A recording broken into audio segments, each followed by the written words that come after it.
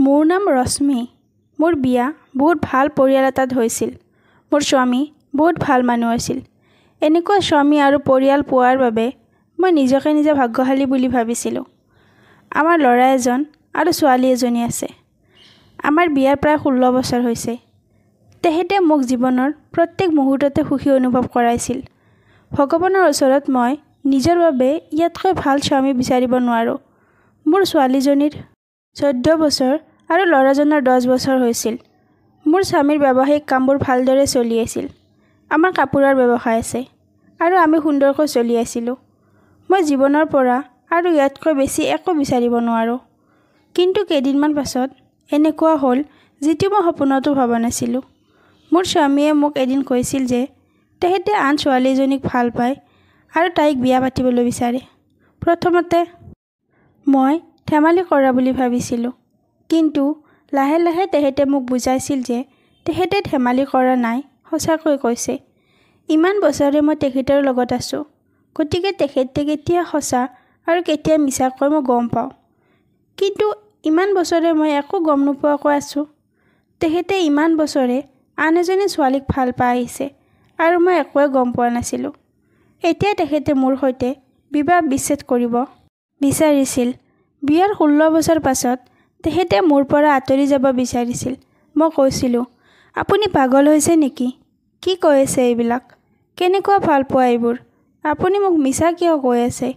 তেখেতে মোক কৈছিল, মই মিছা কোৱা নাই। ছোৱালীজনীক কাইলৈ মাতিছোঁ, তুমি নিজে তাইক সুধিবা। আৰু তুমি চিন্তা কৰিব নালাগে। বিবাহ বিচ্ছেদৰ পাছত তোমাৰ আৰু সন্তান দুটাৰ দায়িত্ব মই ল'ম।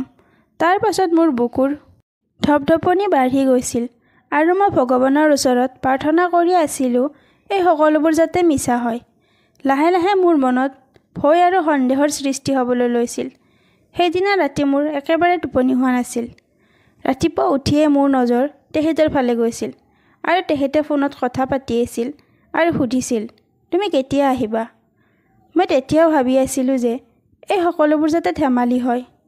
অলপ সময়ৰ পাছত আমাৰ ঘৰৰ বেলটো বাজি উঠিছিল। তেখেতে দৌৰি দুৱাৰমুখলৈ ওলাই গৈছিল আৰু সঁচাকৈয়ে ছোৱালী এজনী দুৱাৰমুখত ৰৈ আছিল আৰু তাই ভিতৰলৈ সোমাই আহিছিল।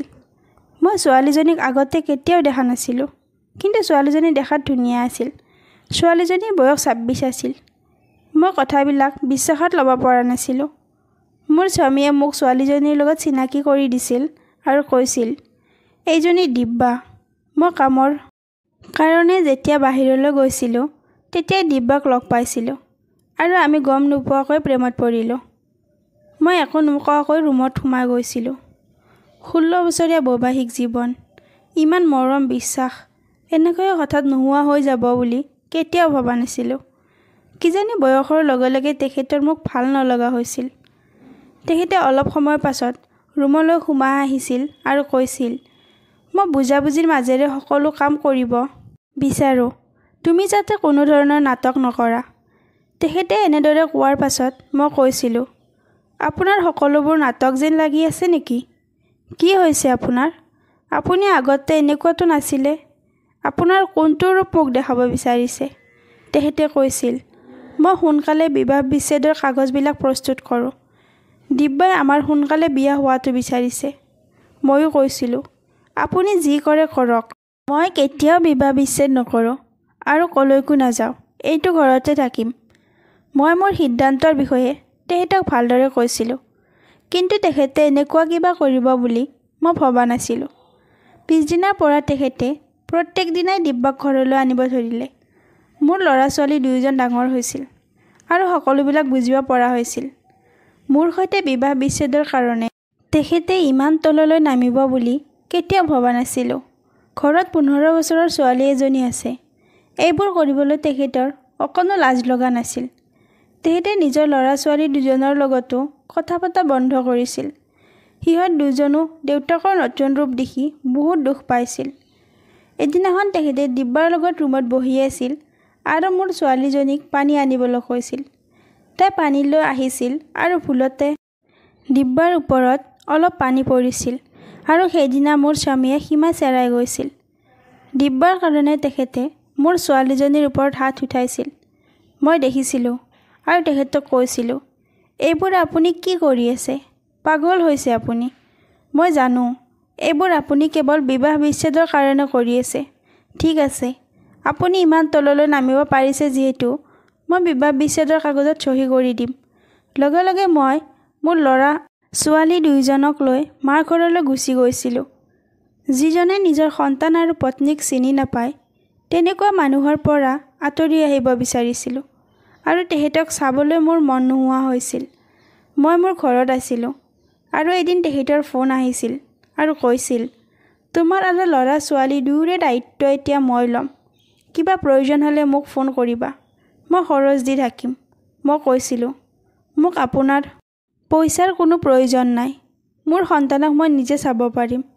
ইমান সুন্দৰ জীৱন চলি থকাৰ পাছত এইখিনি বয়সত আহি কাম কৰিব লাগিব বুলি ভবা নাছিলোঁ। মই ইমান বছৰে তেখেতৰ ব্যৱসায়িক কামত সহায় কৰাৰ পাছত কাপোৰৰ ব্যৱসায়ৰ ওপৰত মোৰ ভাল জ্ঞান হৈছিল। এইকাৰণে মই ঘৰতে কাপোৰৰ ব্যৱসায় আৰম্ভ কৰিম বুলি ভাবিছিলোঁ। তেখেতে মোক প্ৰায়ে ফোন কৰি আছিল আৰু কৈছিল, কিবা সহায় লাগিলে মোক ক'বা। মই কৈছিলোঁ, আপুনি আমাৰ চিন্তা কৰিব নালাগে, কেৱল বিবাহ বিচ্ছেদৰ কথা চিন্তা কৰক। সময় গৈ আছে। মই নিজৰ সামৰ্থ্য অনুযায়ী সৰুকৈ কাপোৰৰ ব্যৱসায় আৰম্ভ কৰিছিলোঁ। মোৰ ঘৰৰ মানুহে মোক সম্পূৰ্ণৰূপে সমৰ্থন কৰি আছিল। কিছুদিন তেখেতৰ ফোন অহা নাছিল আৰু ময়ো গুৰুত্ব দিয়া নাছিলোঁ, কাৰণ মই কথা পাতিবলৈ বিচৰা নাছিলোঁ। মই তেখেতক কৈছিলোঁ, আপুনি যেতিয়া মোক আহিবলৈ কয় মই আহিম আৰু য'ত চহী কৰিবলৈ কয় মই কৰি দিম।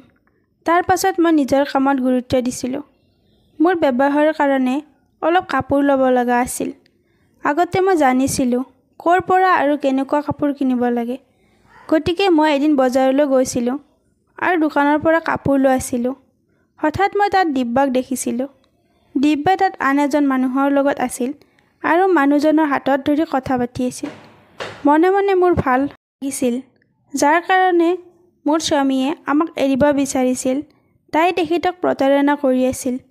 তাৰ পাছত মই ভাবিছিলোঁ, বেলেগক আৰু প্ৰতাৰণাত বলি হ'বলৈ দিব নোৱাৰোঁ। গতিকে মই তাইৰ পিছা কৰিছিলোঁ। সিহঁত এখন ৰেষ্টুৰেণ্টত গৈছিল। মই গৈ সিহঁতৰ আগত বহিছিলোঁ। মোক দেখি তাই আচৰিত হৈছিল আৰু লগে লগে তাইৰ পৰা আঁতৰি যাব বিচাৰিছিল। মই তাইৰ হাতত ধৰি তাইক ৰখাইছিলোঁ আৰু ল'ৰাজনৰ আগত তাইৰ সকলো কথা ক'বলৈ লৈছিলোঁ আৰু মই ভাবিছিলোঁ ল'ৰাজনক প্ৰতাৰণাৰ বলি হোৱাৰ পৰা বচাম। কিন্তু আন কিবাহে হৈছিল।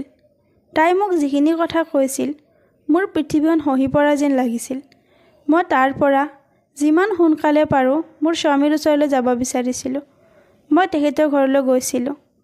মোক কাম কৰা মানুহ এজনে কৈছিল তেখেত হস্পিটেলত আছে।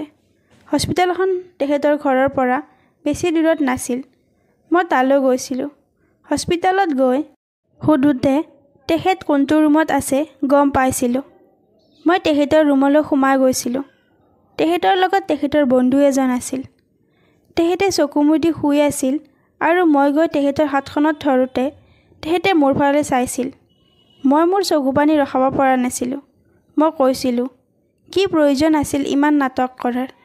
মোক কিয় একো কোৱা নাই? মোৰ স্বামীয়ে এটা গম্ভীৰ বেমাৰৰ লগত যুঁজি আছিল আৰু তেখেতৰ কিবা হ'লে যাতে আমি বেছি দুখ নাপাওঁ তাৰ কাৰণে আমাক তেখেতৰ পৰা দূৰত ৰাখিব বিচাৰিছিল। মই তেখেতৰ কাষত বহি বহু দেৰিলৈ কান্দি আছিলোঁ। মই ল'ৰা ছোৱালী দুয়োকো মাতিছিলোঁ। আমি এতিয়া এখেতৰ লগতে থাকিম। এতিয়া মোৰ স্বামীক আমাৰ আৰু আমাৰ মৰমৰ খুব প্ৰয়োজন আছে। মই ভগৱানৰ ওচৰত প্ৰাৰ্থনা কৰি আছোঁ মোৰ স্বামীৰ যাতে একো নহয় আৰু মোৰ বিশ্বাস আছে মোৰ স্বামীৰ একো নহয়, সদায় আমাৰ লগতে থাকিব। প্ৰিয় ভিউৱাৰ্ছসকল, যদি আপোনালোকে মোৰ এনেধৰণৰ কাহিনীবিলাক ভাল পায় তেনেহ'লে অনুগ্ৰহ কৰি মোৰ চেনেলটো ছাবস্ক্ৰাইব কৰি দিব আৰু ভিডিঅ'টো এটা লাইক কৰি দিব। ধন্যবাদ।